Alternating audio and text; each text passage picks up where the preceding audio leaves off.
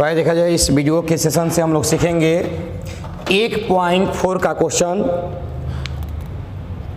अगर आप पहले थ्योरम ना पढ़े हो तो थ्योरम पढ़ लीजिए, क्योंकि थ्योरम में आपका 1.4 से लेकर 1.6 तक का थ्योरी अपलोड कर दिया गया है। इस वीडियो के सेशन से 1.4 का क्वेश्चन सीखा जाए। पहला क्वेश्चन है x इक्वल टू 1, 3 और 5 है एवं y इक्वल टू 1, 2 और 3 है। तो आपसे पूछ रहा है कि बताइए सहमिलन ज्ञात करें। पहला क्वेश्चन है एक सहमिलन y, ऑब्जेक्टिव क्वेश्चन हो गया या शॉर्ट क्वेश्चन होगा। तो x का वैल्यू है 1, 3 और 5, सहमिलन y का वैल्यू है 1, 2 और 3। अब जो x और y में मिलेंगे उसे लिखेंगे और जो ना मिलेगा उसे भी लिखेंगे। तो 1, 2, 3 और 5 होगा x सहमिलन y का वैल्यू। सेकेंड नंबर क्वेश्चन है, दूसरा नंबर a बराबर मेरे पास है a का वैल्यू है, और b का वैल्यू मेरे पास है a, b और c है b का वैल्यू। तो a सहमिलन b ज्ञात करना हो तो a सहमिलन b में a, सहमिलन b का वैल्यू मेरे पास है a, b, c। जो मिलेगा वो भी, जो ना मिलेगा वो भी। a, b, c, e, i, o और e होगा। ये होगा a सहमिलन b का वैल्यू। अब आगे देखा जाए, इसका थर्ड नंबर क्वेश्चन है। अब इसको समझिएगा बढ़िया से, क्योंकि ये लिखित क्वेश्चन है। a सहमिलन b निकालना है। ध्यान देना, a में है एक प्रकृत संख्या और 3 का गुणज, b जो है 6 से कम एक प्रकृत संख्या। हमने बताया था सहमिलन का मतलब या होता है। इसे ऐसे भी लिख सकते हैं कि x जैसे कि x एक प्रकृत संख्या जो 3 का गुणज या 6 से कम हो। देख लो, यूनियन का मतलब या होता है। तो दो शब्दों को जोड़ना हो तो उसे या से जोड़ सकते, जैसे कि राम घर जाता है एक शब्द है और दूसरा शब्द है मोहन स्कूल जाता है। और दोनों शब्दों को अगर सहमिलन के साथ लिखना हो तो लिख सकते हैं राम घर जाता है या मोहन स्कूल जाता है। सेम इसी तरह से यह है एक प्रकृत संख्या। पहले तो दोनों में कॉमन है, निकाल लो, दोनों एक प्रकृत संख्या है। तो एक प्रकृत संख्या जो 3 का गुणज या 6 से कम है। सबके सब आ गए, 6 से कम भी हो गया और 3 का गुणज भी हो गया। 4 नंबर है मेरे पास। क्या कह रहा है 4 नंबर कि a सहमिलन b बराबर। तो a सहमिलन b बराबर एक प्रकृत संख्या जो 1 से केवल बड़ा है, 6 से छोटा और 6 के बराबर है। इसमें है कि 6 से बड़ा है, 10 से छोटा और 10 के बराबर है। ध्यान देना, इसका पहला लिख लो 1 से बड़ा है और इसका अंतिम लिख लो कि 10 से छोटा है। सब के सब आ जाएगा। ये क्वेश्चन क्या था? क्वेश्चन था 1 से बड़ा है x, छोटा बराबर 6 है। a था, b था 6 से बड़ा है और छोटा, और किसके बराबर है? छोटा है किससे? 10 से। तो कहाँ से स्टार्ट हुआ? 1 से स्टार्ट हुआ। कहाँ अंत हुआ? 10 पर अंत हुआ। सहमिलन का मतलब सबके सब। तो 1 से स्टार्ट हुआ, 10 पर अंत हुआ। तो 1 से लेकर कहाँ तक? 10 तक। तो 1 से बड़ा है और 10 से छोटा है, यानी 1 से लेकर 10 तक सबके सब आपके आ जाएंगे। चलिए, क्वेश्चन नंबर 4 हो चुका। क्वेश्चन नंबर 5 देखा जाए। 5 नंबर क्वेश्चन को कैसे सॉल्व किया जाएगा। सहमिलन निकालना है तो सहमिलन का अर्थ होता है जो मिलेगा वो भी, जो ना मिलेगा वो भी। यानी जहाँ से शुरुआत किया गया है वहाँ से अंत तक सबके सब काम करेंगे। 5 नंबर 1, 2 और 3 है और b है जो b में 5 है। a में 1, 2, 3 है, b में 5 है। 5 मतलब रिक्त समूह, एक ऐसा समूह जिसमें एक भी सदस्य ना हो। तो a सहमिलन अगर b निकालती हो तो क्या आएगा? 1, 2, 3 आएगा। 1, 2 और 3 ही आएगा, 5 तो होगा नहीं। तो A सहमिलन B बराबर केवल आपका A का परिवार होगा, तो इसे A भी लिख सकते हैं। तो A सहमिलन B बराबर क्या हो जाएगा? A हो जाएगा। इस तरह से क्वेश्चन नंबर 1 मेरा समाप्त हो गया। क्वेश्चन नंबर 2, मान लीजिए A बराबर AB है, B बराबर ABC है, तो A उप समूह B का है यह दिखाना है, तो A सहमिलन B क्या होगा? ध्यान दीजिएगा, जैसे क्वेश्चन 2 है सेम उसी तरह से 3 है। A बराबर मेरे पास है A, B, B बराबर मेरे पास है A, B, C, यह A है और यह B है। तो पूछ रहा है क्या कि A उप समूह है B का? तो हाँ यहाँ होगा, क्योंकि उप समूह के लिए A का प्रत्येक सदस्य किस में होना चाहिए? B में होना चाहिए। अगर A समूह का प्रत्येक सदस्य समूह B में हो तो उस स्थिति में A जो होगा वह उप समूह होता है B का। A का प्रत्येक सदस्य अगर B के प्रत्येक सदस्य मेल खाते हो तो समूह A जो है वह समूह B का उप समूह होता है। तो देखा जाए A का प्रत्येक सदस्य B में है तो A जो है वह उप समूह किसका है? B का है। यहाँ तक क्लियर हो चुका है। तो आप पूछ रहा है, हाँ लिख सकते हैं। तो पूछ रहा है A सहमिलन B बराबर क्या होगा? A सहमिलन बताइए, A का प्रत्येक सदस्य B के घर में है, तो A सहमिलन B कहे तो बड़ा वाला, बड़ा कौन है? B है, तो B होगा। देख लो कैसे, A में मेरे पास है A, B और B में मेरे पास है A, B और C। तो A और B तो पूरा का पूरा मिल गया, तो A सहमिलन B निकालोगे तो क्या आएगा? A, B, C आएगा, जो किसके बराबर होगा? तो यह आपके B के बराबर होगा। तो हमेशा ध्यान रखिएगा कि A सहमिलन B पूछेगा तो A सहमिलन B का मतलब है बड़ा वाला, तो बड़ा कौन है? B है, इसलिए आपका B होगा। अगर आपसे पूछता कि A सौर्निष्ठ B, तो छोटा वाला, छोटा कौन है? A है, तो A होता। A सौर्निष्ठ B अगर पूछता तो A सौर्निष्ठ B जो है वह आपका छोटा वाला होगा और छोटा वाला जो है वह आपका A है। तो अब देखते हैं हम लोग क्वेश्चन नंबर 3 सेमी क्वेश्चन है इस तरह से कि यदि A और B दो समूह हैं, A उप समूह है B का, 3 नंबर क्वेश्चन है, आता है आपका A उप समूह है B का, तो बताएं कि A सहमिलन B किसके बराबर होगा? तो यदि A का प्रत्येक परिवार B के घर से मैच करते हैं, A का प्रत्येक परिवार B के घर से मैच करते हैं, तो A जो है और B का हम सहमिलन निकालेंगे तो बड़ा वाला, तो बड़ा कौन है मेरे पास? B है ना, क्योंकि A को B अपने घर में रख रहा है, इसलिए A सहमिलन B बराबर, तो A सहमिलन B बराबर जो वैल्यू होगा वह किसके बराबर होगा? तो वह आपके B के बराबर होगा। A सहमिलन B का जो वैल्यू होगा वह किसके बराबर होगा? तो वह आपके B के बराबर होगा। तो इस तरह से क्वेश्चन नंबर हम लोगों ने देखा कि 2 कैसे सॉल्व आउट किया जाएगा और 3। अब देखा जाए क्वेश्चन नंबर 4 कैसे बनाया जाएगा।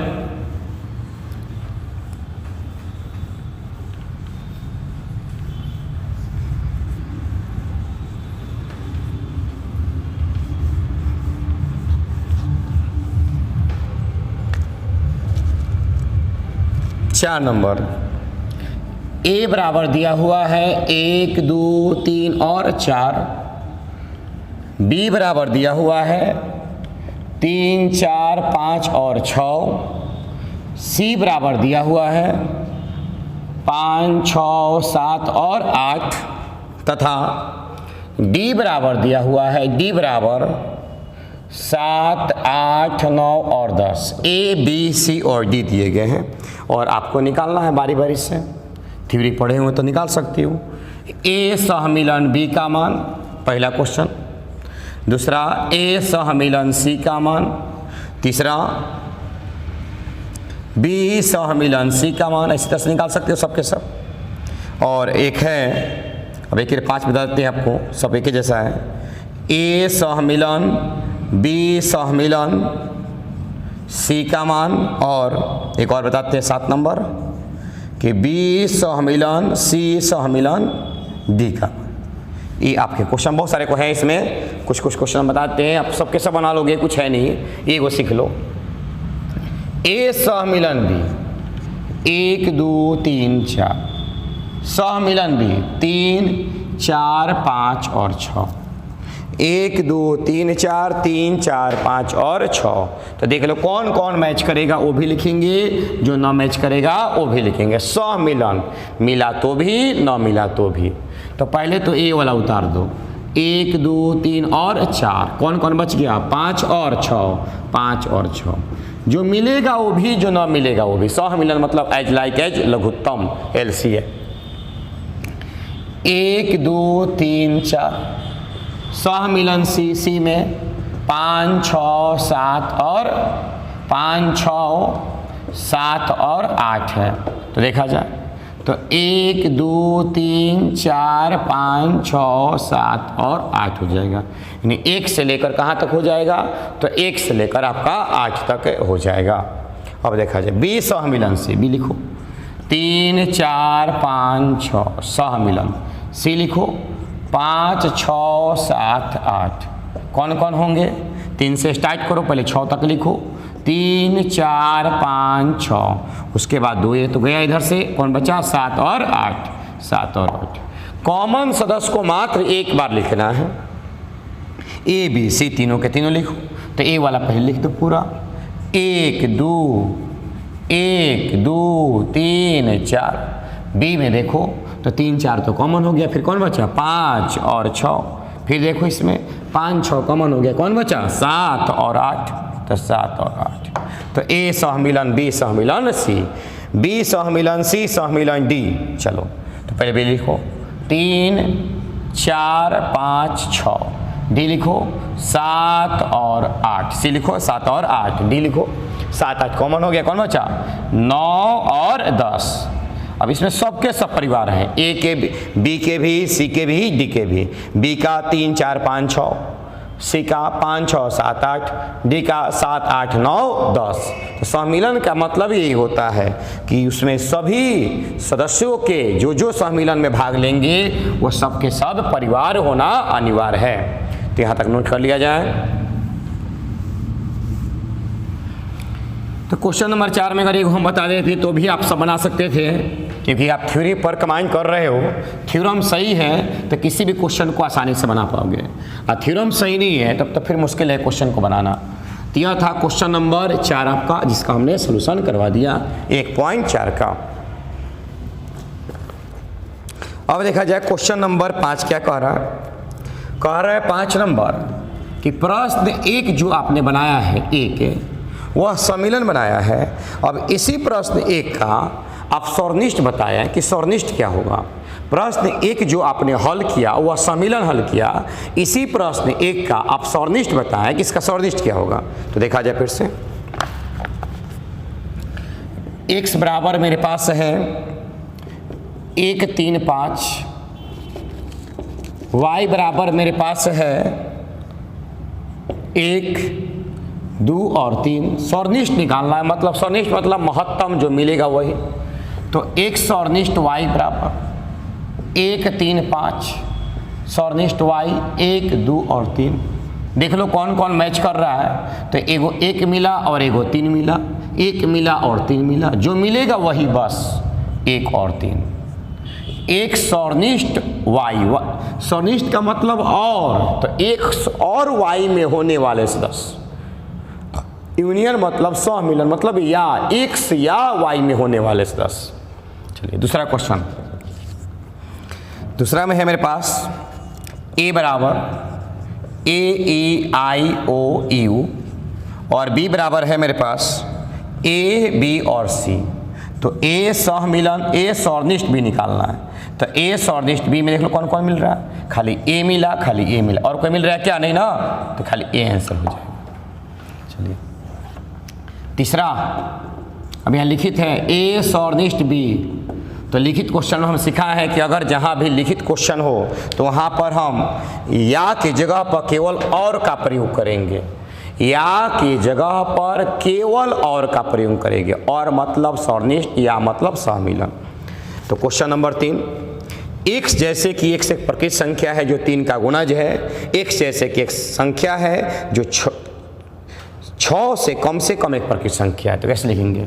x जैसे कि x एक प्राकृत संख्या जो 3 का गुणज और यहाँ और अब जोड़ेंगे और 6 से कम। 3 का तो गुणज है लेकिन 6 से कम होना चाहिए। और तो और मतलब जो दोनों में मैच करेगा वही 3 का गुणज भी हो और 6 से कम भी हो।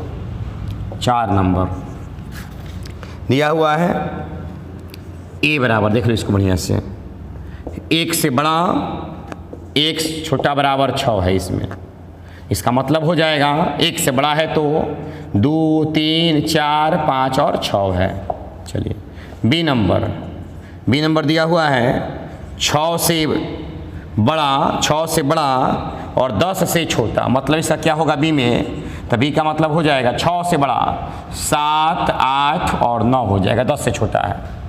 6 से बड़ा है 10 से छोटा है, 6 से बड़ा है 10 से छोटा है तो 7 8 9 हो जाएगा। इसमें 2 3 4 5 6 हो जाएगा क्योंकि 1 से बड़ा ही है।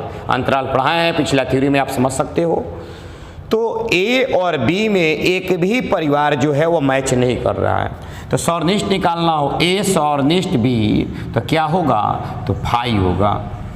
ए सौरनिष्ठ बी निकालना हो तो देख लो बढ़िया से कि ए सौरनिष्ठ बी का मान जो है वो आपका फाई होगा। क्यों होगा? क्योंकि ए में जो है 1 से बड़ा है और 6 से छोटा और 6 के बराबर है, लेकिन बी जो स्टार्ट हुआ वो 6 से बड़ा स्टार्ट हुआ। तो 6 से बड़ा जब स्टार्ट हुआ तो 6 उसमें होगा ही नहीं, तो इसमें होगा 2 से लेकर 6 तक, इसमें होगा 7 से लेकर 9 तक, जो कि एको परिवार मिल नहीं रहा है। और जब न मिलेगा तो किसके बराबर होता है? फाई के बराबर होता। यह था क्वेश्चन नंबर 5 का चौथा का जवाब। क्योंकि क्वेश्चन नंबर 5 जो है वो क्वेश्चन नंबर 1 ही का सौरनिष्ठ निकालना था। क्वेश्चन नंबर जो 5 है वो क्वेश्चन नंबर 1 का ही सौरनिष्ठ निकालना था। अब देखा जाए इसमें एक और है 5 नंबर, क्या है? तो a बराबर है 1 2 और 3 और b बराबर है फाई मतलब रिक्त समूच। तो फिर सौरनिष्ठ निकाला जाए तो a सौरनिष्ठ b, तो कोई भी परिवार मिलेगा, आप एक को परिवार मिलेगा ही नहीं, तो क्या होगा? फाई होगा। चलिए 5 नंबर क्लियर हो गया। क्वेश्चन नंबर 6 में फिर से हम 1 2 बता देते हैं, तो आप सबके सब बना लीजिएगा लोग। 6 क्वेश्चन में अगर हम 1 2 बता दें तो 10 क्वेश्चन है जो आप खुद से सबके सब सॉल्व कर पाओगे। 1 2 क्वेश्चन खाली अलग अलग टाइप का हम सिखा दे तो देखा जाए 10 क्वेश्चन है, 1 2 क्वेश्चन कैसे बता देते हैं आपको। 6 नंबर में a बराबर, तो a बराबर मेरे पास है 3 5 7 9 11, b बराबर है मेरे पास 7 9 11 13, c बराबर मेरे पास है 11 13 15, 11 13 15, d बराबर है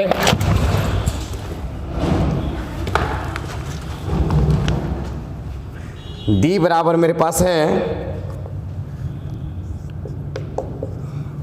d बराबर जो टर्म दिया गया है वह है 15 और 17,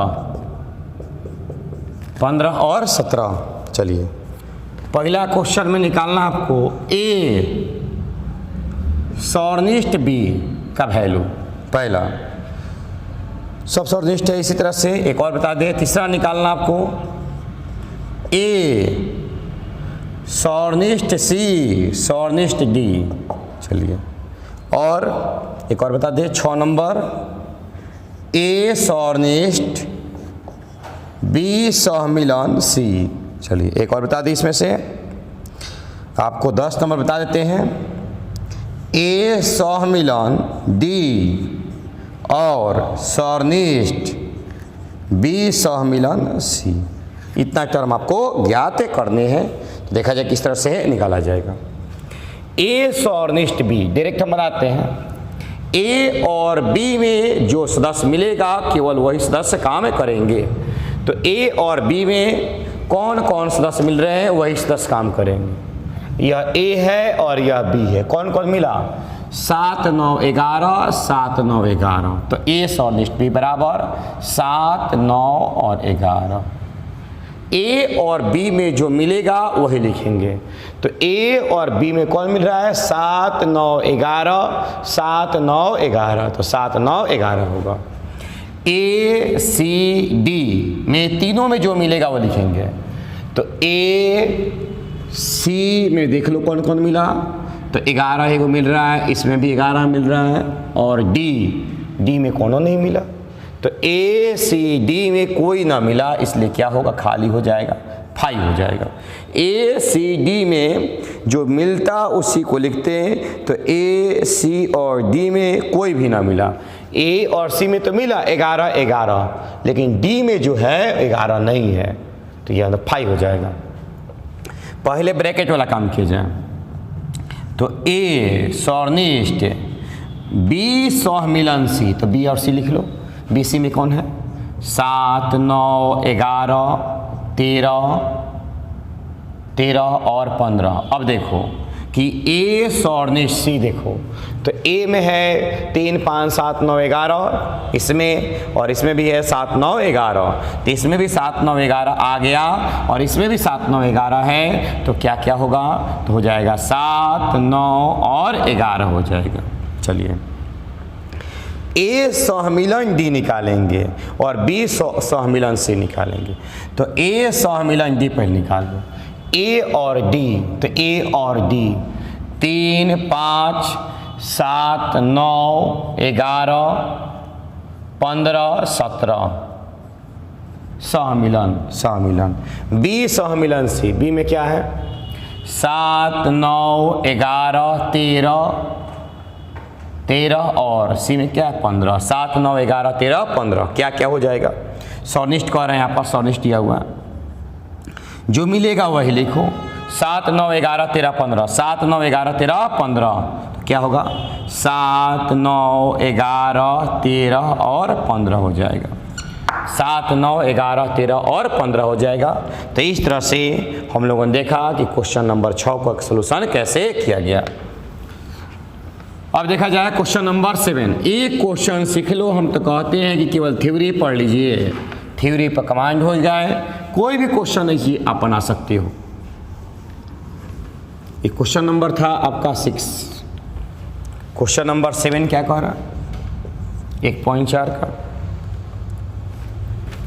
7 नंबर, यदि ए दिया हुआ है, बी दिया हुआ है, सी दिया हुआ है, डी दिया हुआ है। ए बराबर x जैसे कि x एक प्राकृत संख्या है। तो प्राकृत संख्या में आपका सम संख्या होगा और विषम भी संख्या होगा। बी दिया है x जैसे कि x एक प्राकृत सम संख्या है, सम संख्या। और सी दिया है कि x जैसे कि x एक विषम प्राकृत संख्या है। और डी दिया है डी कि x जैसे कि x एक अभाज्य प्राकृत संख्या है। तो ए बी सी डी आपके लिखित क्वेश्चन है, समुच्चय निर्माण के फॉर्म में दिए गए हैं। आपसे क्वेश्चन अगर एगो बता दे तो सब बना लो फिर से। ए सौर्निष्ट बी पूछ रहा है, मतलब ए और बी में कौन कौन मिलेंगे। तो ए है प्राकृत संख्या और बी है एक सम प्राकृत संख्या। तो प्राकृत संख्या दो संख्याओं से मिलकर बनी है। ए जो है वो बना हुआ है सम और किससे, विषम से। अब बी जो है केवल आपके पास क्या है, सम है। तो बताइए दोनों में कौन मिलेगा, तो सम मिलेंगे। प्राकृत संख्या दो संख्या से बनी है, सम और विषम से। ए है जो सम और विषम दोनों रखता है क्योंकि प्राकृत संख्या है। बी केवल सम संख्या है तो सम सम मिला, तो क्या लिखोगे, तो सम संख्या लिख दीजिएगा, यानी कि सम किसके बराबर है, बी के बराबर है। तो ए सौर्निष्ठ बी बराबर क्या हो जाएगा, बी हो जाएगा। दूसरा, ए सौर्निष्ठ सी, ए जो है वो प्रकृष्ट संख्या है सम और विषम, और सी जो है वह केवल विषम है। तो कौन मिलेगा, देख लो फिर से, ए में होगा सम प्लस विषम, बी में होगा आपका सौनिष्ठ निकाला, बी में केवल विषम होगा, तो क्या मिलेगा आपको, विषम ना मिलेगा, विषम से विषम मिलेगा, तो क्या लिखोगे, विषम। अब विषम किसके बराबर है, तो विषम संख्या जो है वो आपके सी के बराबर है। तो ए सौर्निष्ठ सी बराबर सी हो जाएंगे। तीसरा क्वेश्चन, ए सौर्निष्ठ डी, तो सम और विषम, तो फिर से प्रकृष्ट संख्या दो संख्याओं से बना है, भाज और अभाज। सम विषम देखे तो दो संख्या सम और विषम, और भाज अभाज देखे तो दो संख्याओं से बना है, भाज और अभाज। तो इसके पास भाज भी है और अभाज भी है, और इसके पास केवल अभाज है, तो क्या होगा, केवल अभाज्य न मिलेगा, किसके बराबर होगा, डी के बराबर। 4 नंबर बी सौर्निष्ठ सी, बी सौर्निष्ठ सी, बी जो है वह एक प्रकृष्ट संख्या सम है, और सी जो है वह प्रकृष्ट संख्या विषम है, एक दूसरे से मिल पाएंगे, एक को न मिलेगा, बी का परिवार अलग होगा, सी का परिवार अलग होगा, इसलिए फाई हो जाएगा। 5 नंबर बी सौर्निष्ठ डी, बी सौर्निष्ठ डी, बी क्या है, तो बी एक सम प्रकृष्ट संख्या है, और डी क्या है, तो डी अभाज्य संख्या है। तो एक ऐसी संख्या 2 है जो सम भी होती है और अभाज्य भी होती है। तो बी सौर्निष्ठ डी का जो वैल्यू होगा वह आपका 2 हो जाएगा, क्योंकि 2 ऐसी संख्या है जो सम भी होती है और आपका अभाज्य भी होती है। तो बी सौर्निष्ठ डी जो होगा वह आपका 2 हो जाएगा। Last question, question number 6। 6 number में क्या है, सी सौर्निष्ठ डी, सी सौर्निष्ठ डी। तो सी का मान क्या मेरे पास है, तो सी कह रहा है आपसे कि एक विषम प्रकृष्ट संख्या और एक अभाज्य संख्या, तो ऐसी संख्या लिखना है जो विषम भी हो और अभाज्य भी हो। तो क्या होगा, 1 3 5 7 डॉट डॉट, इस तरह से संख्या है जो विषम भी है और अभाज्य भी है, क्योंकि सी जो है वह आपका विषम संख्या है और डी जो है वह आपका अभाज्य संख्या है। और ऐसे संख्या के बारे में लिखना था जो विषम भी हो और अभाज्य भी हो। तो 1 3 5 7 डॉट डॉट, इस तरह से आपकी संख्या होगी। तो हम लोगों ने 7 नंबर क्वेश्चन का सलूशन देखा कि 7 नंबर तक 1.4 में कैसे बनाए जाएंगे। अब देखा जाए क्वेश्चन नंबर 8 का सलूशन, क्वेश्चन नंबर 8 कैसे बनाया जाएगा। 8 नंबर, कौन सा युग्म असंयुक्त है। असंयुक्त का मतलब होता है कि समूह ए और समूह बी से एक भी सदस्य मेल न खाते हो। समूह ए और समूह बी के एक भी परिवार मेल न खाते हो, असंयुक्त समूह कहलाते हैं। तो ए में क्या है मेरे पास, 8 का पहला ए में है 1 2 3 4। बी में क्या है, तो बी में है एक प्रकृष्ट संख्या जो 4 से बड़ा और बराबर हो, तो 4 5 और 6 से छोटा और 6 के बराबर हो। तो इसमें या तो मिल खा गए ना 4 और 4, तो असंयुक्त होगा, असंयुक्त नहीं होगा। असंयुक्त का मतलब एक को सदस्य नहीं मिलना चाहिए, तब वह असंयुक्त होगा। दूसरा ए में है ए ई आई ओ यू, ए में है, और बी में है आपके पास, तो बी में है सी डी ई और एफ। देखो तो कोई मिल रहा है, तो ई और ई मिल गया, ये भी असंयुक्त नहीं है। तीसरा 3 नंबर, एक सम पूर्णांक संख्या ए में सम है, और बी जो है बी में आपका विषम है। तो ए में सम है और बी में विषम, एक दूसरे से मैच करेंगे, कोई भी एक दूसरे से मैच नहीं करेगा, अतः यह जो होगा यह एक असंयुक्त समुच्चय होगा। चलिए क्वेश्चन नंबर 9, फिर क्वेश्चन नंबर 2 में अगर एगो दो को बता दे तो आप सबके सब बना सकते हो। दो समुच्चयों का अंतर ज्ञात कर दें, पहले ही कह दिए। थ्योरी प्रकमांड चैप्टर सही, थ्योरी दिक्कत चैप्टर में बहुत बड़ा समस्या हो जाएगा। तो देखा जाए, ए बराबर दिया हुआ है मेरे पास 3, 6, 9, 12, 15, 18, 21 ए का मान। एगो क्वेश्चन सिखाया सब बना दोगे। बी बराबर 4, 8, 12, 16 और 20। सी बराबर, तो सी बराबर है 2, 4, 6, 8, 10, 12, 14, 16। डी बराबर, तो डी बराबर है 5, 10, 5, 10, 15 और 20। डी बराबर। ए बी सी डी 4 दिए गए हैं। पहला क्वेश्चन ए माइनस बी, दूसरा क्वेश्चन ए माइनस सी, तीसरा क्वेश्चन ए माइनस डी। समझ आ रहा है आप लोग को ना? तो कोई भी क्वेश्चन को बस माइनस करना है। तो ए का लिख लो, ए में क्या है? तो ए में है 3, 6, 9, 12, 15, 18, 21। माइनस बी को लिख लो, तो 4, 8, 12, 16, 20। अब घटा दो, कौन कौन घटेगा? तो देख लो 12, कौन सा 12 केवल ना, और 18, 16, 20 तो उधर नहीं है। 16, 20 केवल 12 आपके कैंसिल होंगे, केवल 12। तो अब इसको नहीं लिखना है, ध्यान रखना।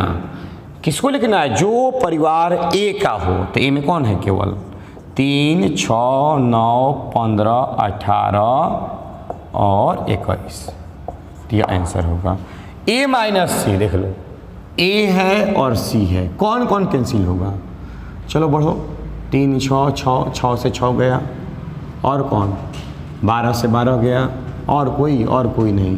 कौन लिखाएगा? केवल ए वाला लिखाएगा। क्या लिखोगे? तो 3, 9, 12, 15, 18 और 21। समझ गए? असाई ए माइनस डी जितना भी दिया गया है सबके सब निकाल सकते हो। यानी ए में से, बी में से या सी में से जो घटाओगे, जो पहला का सदस्य होगा वही आपका आंसर होगा। दूसरा वाला कोई भी परिवार को हम नहीं लिखेंगे। यह दो समुच्चयों के अंतर में आपको सिखाए हैं कि जो समुच्चय पहला में बचेगा वही आपका आंसर होगा, दूसरा में बचने वाला नहीं। केवल किस में? तो केवल पहला समुच्चय में बचने वाला। ए माइनस बी करें तो जो ए में बचेगा वही केवल लिखा जाएगा। 10 नंबर, x बराबर है a, b, c, d। x का मान है। y बराबर मेरे पास है f, b, d और g। चलिए, तो क्या निकालना? पहला निकालना है x माइनस वाई। तो x का लिखो a, b, c और d। y को लिखो f, b, d और g। b d गया। तो केवल यह बचने वाला क्या बचा? a और c बचा। इससे कोई मतलब ही नहीं है आपको। जो केवल पहला में बचेगा वही आपको लिखा जाएगा। चलिए, दूसरा क्वेश्चन पूछा आपसे कि y माइनस x लिखा जाए f, b, d, g minus a, b, c, d। चलो b d गया। क्या बचा इसमें? अबरी बार f और g। तो f और g आंसर होगा। f और g आंसर होगा। लास्ट पूछा आपसे कि एक सौर्निष्ठ y, मतलब जो दोनों में मिलेगा वही। तो a, b, c, d सौर्निष्ठ f, b, d और g। तो देखो कौन मिला? b, d जो मिलेगा वही। कौन कौन मिला? b, d मिला। तो एक सौर्निष्ठ y में जो मिल रहे हैं वह b, d मिल रहा है। तो इस तरह से यह आपका आंसर होगा। और हम लोगों ने क्वेश्चन नंबर 10 तक जो 1.4 में है वह सॉल्व कर लिया, और एक दो क्वेश्चन है 11 और 12, और इस तरह से आपका 1.4 जो है वह आपका समाप्त हो जाएगा।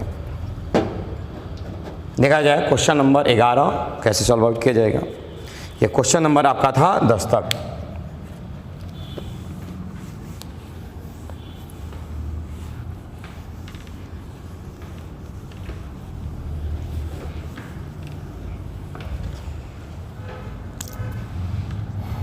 क्वेश्चन नंबर 11,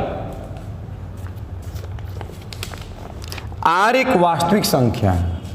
तो वास्तविक संख्या में दो संख्या होती है, परिमेय प्लस अपरिमेय। आर एक वास्तविक संख्या है, तो वास्तविक संख्या में दो संख्या होती है, परिमेय और अपरिमेय।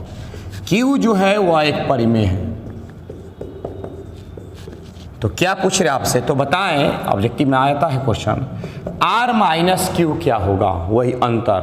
तो आर में क्या था, तो आर में था परिमेय प्लस अपरिमेय माइनस क्यू क्या है, परिमेय।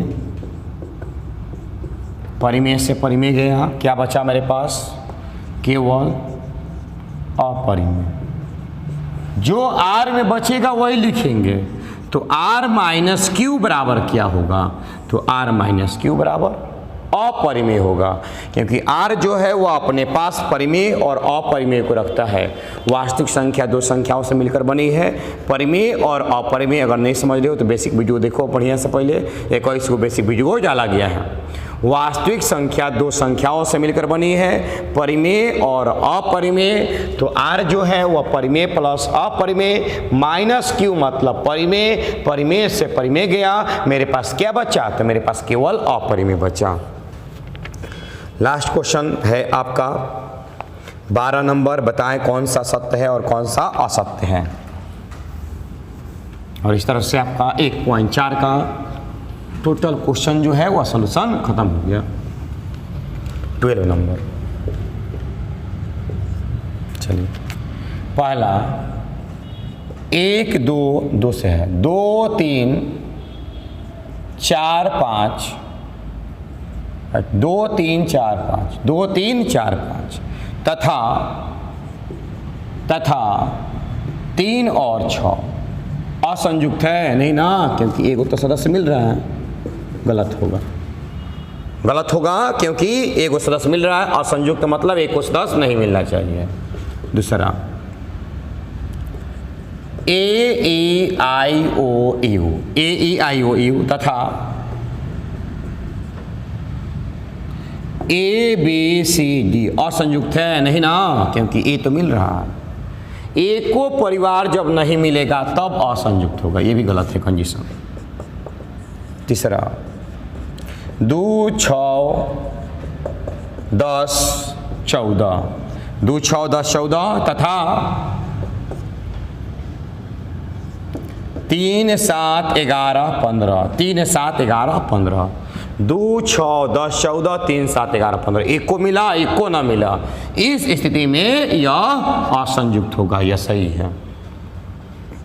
लास्ट क्वेश्चन 4 नंबर, 2 6 10, 2 6 10 तथा 3 7 11, 3 7 11 को तो 2 6 10 और 3 7 11 में एक को परिवार मैच कर रहा है क्या, तो कोई भी परिवार मैच नहीं कर रहा है, अतः ये भी आपका असंयुक्त होगा। और इस तरह से 1.4 का सलूशन जो है वो आपका समाप्त हो गया। नेक्स्ट वीडियो में हम लोग मिलते हैं और पढ़ेंगे हम लोग 1.5 का सलूशन। हम हर बार आप लोग से की बात कहते हैं कि फर्स्ट ईयर में अगर आप पढ़ते हो तो ये समझ में ध्यान में होना चाहिए कि किसी भी कॉम्पिटिटिव एग्जाम में 60% क्वेश्चन फर्स्ट ईयर से ही पूछे जाते हैं। ये सबको पता है कि 12th क्लास जो है वो आपका बढ़िया है, इसलिए फर्स्ट ईयर पर आप वर्क करें, मेहनत करें। पढ़ने का एक ही तरीका है, थ्योरम पर कमांड करो, थ्योरम सही है, हर क्वेश्चन को आप इजीली बना सकते हो। क्या था, सब में सहमिलन, सौर्निष्ठ और माइनस निकालना था, इसका हमने ऑपरेशन ऑफ सेट में पढ़ा दिया है। तो नेक्स्ट वीडियो में मिलते हैं हम लोग और सीखेंगे उसमें 1.5 का क्वेश्चन।